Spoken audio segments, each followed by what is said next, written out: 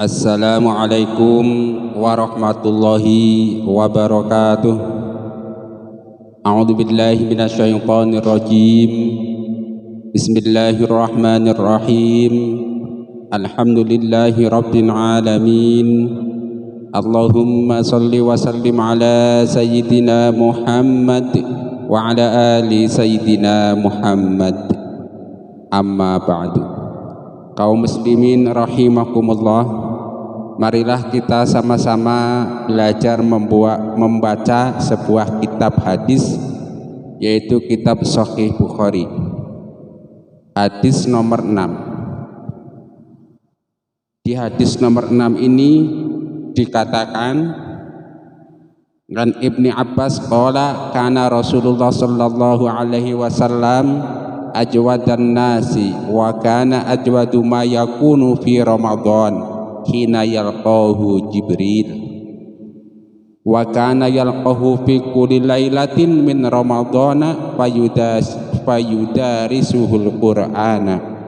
Fala Rasulullah sallallahu alaihi wasallam ajwadu bil khairi minar rihil mursalati. Artinya dari Ibnu Abbas, ia berkata, Rasulullah sallallahu alaihi wasallam orang yang paling dermawan. Kedermawanannya beliau bertambah pada bulan Ramadan ketika malaikat Jibril datang menemuinya.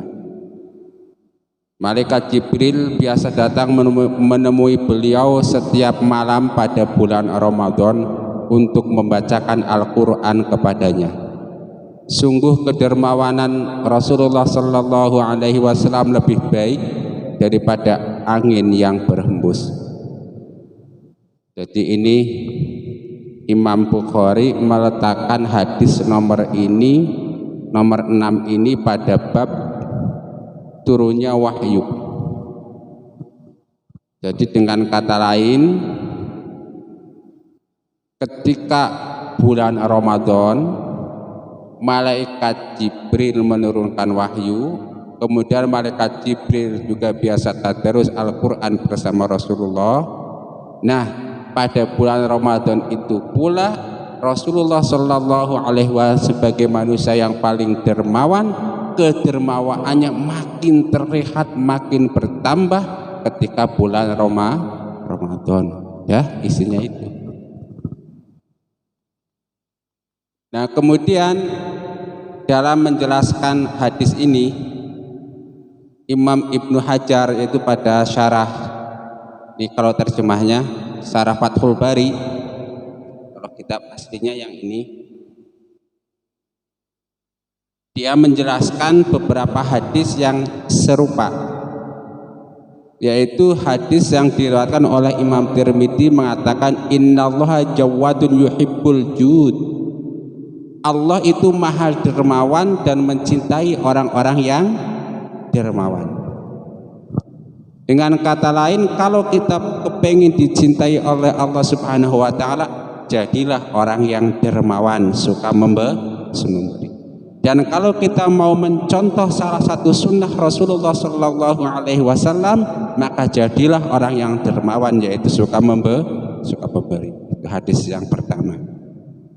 Imam Ibnu Hajar juga menuliskan hadis lainnya, ana ajwadu waladi adam wa ajwaduhum ba'di rajulun alima ilman fanashara ilmahu wa rajulun jada binafsihi fi sabilillahi. Rasulullah bersabda, aku ini orang paling dermawan. Lalu orang paling dermawan setelahku itu siapa? Kata Rasulullah, yaitu orang alim yang mau mengajarkan ilmunya. Kemudian siapa lagi?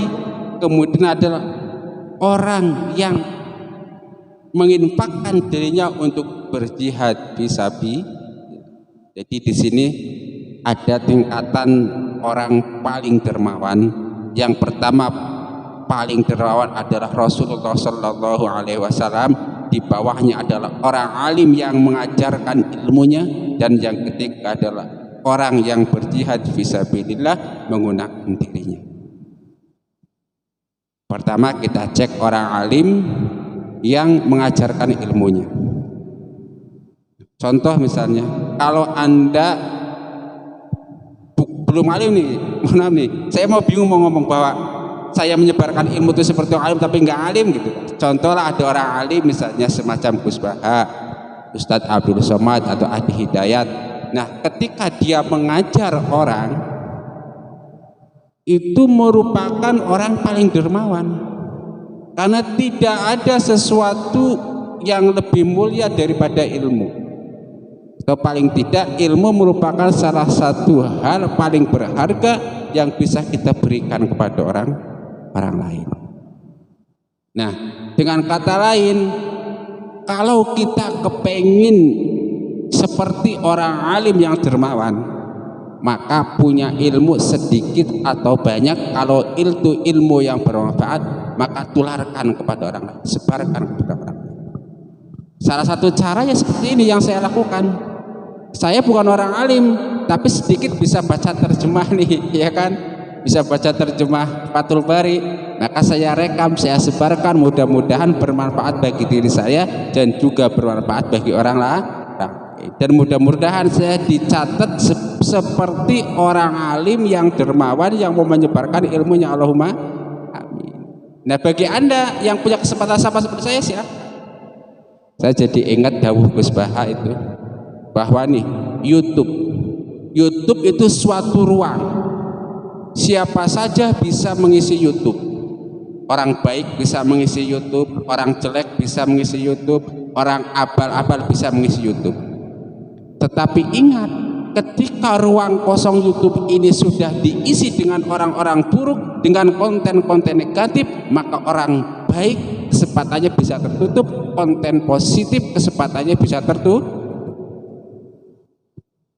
Dengan kata air, perumpamaan beliau ini Gus Baha mengumpamakan kayak gelas ya. Ini ada gelas nih. Ini gelas. Nah, gelas ini kalau sudah diisi batu, penuh sama batu, maka beras tidak bisa masuk. Oke, betul.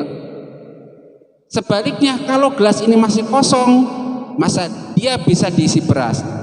Nah, kalau beras sudah masuk, batu tidak bisa masuk. Dan sama dunia maya, dunia YouTube ibarat gelas kosong. Kebaikan sama keburukan dulu-duluan ngisi.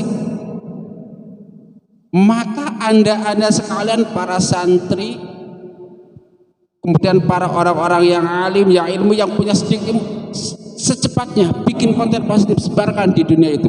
Bikin konten positif, sebarkan di dunia maya. Kenapa? Supaya dunia hampa seperti gelas ini tidak diisi oleh konten-konten ini kan. Kita jangan hanya komplain, wah ini YouTube kok isinya kayak gini semua gitu kan.